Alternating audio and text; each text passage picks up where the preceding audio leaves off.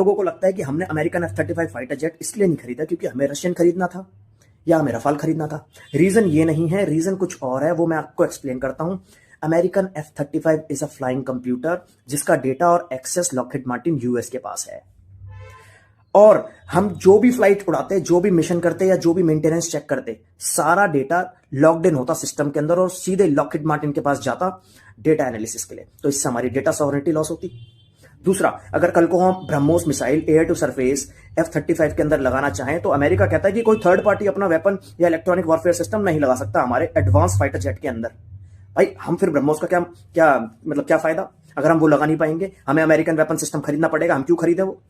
तीसरा रीजन, हमारी जितनी भी एयरक्राफ्ट की फ्लीट है ना, फाइटर जेट की फ्लीट, उसमें जो मेथड यूज होता है रिफ्यूलिंग सिस्टम के लिए वो होता है प्रोब एंड ड्रॉप सिस्टम, और जो अमेरिकन F-35 फाइटर जेट है वो फ्लाइंग बूम के ऊपर काम करता है।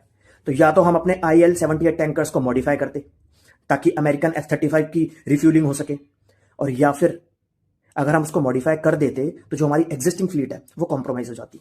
ये एक और रीजन है। इंडिया चाहता है कि हमारा खुद का रिफ्यूलिंग सिस्टम ना हो, हमारा खुद का एक AMCA प्रोग्राम हो। चौथा रीजन है कि हमारा S-400 भी है हमारे पास। अमेरिका नहीं चाहता कि एक ही एयर स्पेस में S-400 भी वर्क करे और F-35 भी वर्क करे, क्योंकि S-400 के पास बहुत एडवांस रेडार्स हैं जो कि F-35 की स्टेल्थ प्रोफाइल को एनालाइज करके उसका डेटा लेके, उसका रेडार क्रॉस सेक्शन का डेटा लेके उसको लर्न करके और ये पता लगा सकता है कि इसको ट्रैक कैसे करना है अगली बार। तो इससे F-35 की जो ये कह सकते हो जो उसकी ताकत है वो कॉम्प्रोमाइज हो जाएगी। पांचवा रीजन, हम चाहते हैं कि हमारा AMCA खुद का प्रोग्राम हो, एडवांस्ड मीडियम कॉम्बैट एयरक्राफ्ट, जिसके तहत हम ट्विन इंजन फाइटर जेट बनाना चाहते हैं। F-35 है single engine fighter jet. Safety reasons की वजह से हम चाहते हैं दो इंजनों की एक फेल हो जाए तो दूसरा रहे हमारे पास। और हम चाहते हैं कि जो भी हम फाइटर क्राफ्ट बनाए ना उसका सोर्स कोड हमारे पास हो।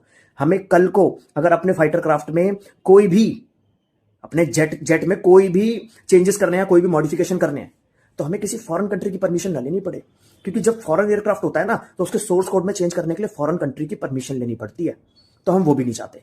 तो ये सारे रीजंस हैं जिसकी वजह से हम F-35 नहीं ले रहे हैं अभी तक, क्योंकि हम नहीं चाहते ये सारी दिक्कतें हमारे साथ आए, सारा एक्सेस उनके पास हो। भाई हम कोई मिशन करेंगे तो हम क्यों चाहें कि हम पहले अमेरिका को बताएं कि जी हम पाकिस्तान में ठोक के आने वाले हैं? पहले हम क्यों बताएं कि ठोक के आने वाले हैं हम? पहले हम तो नहीं बता रहे।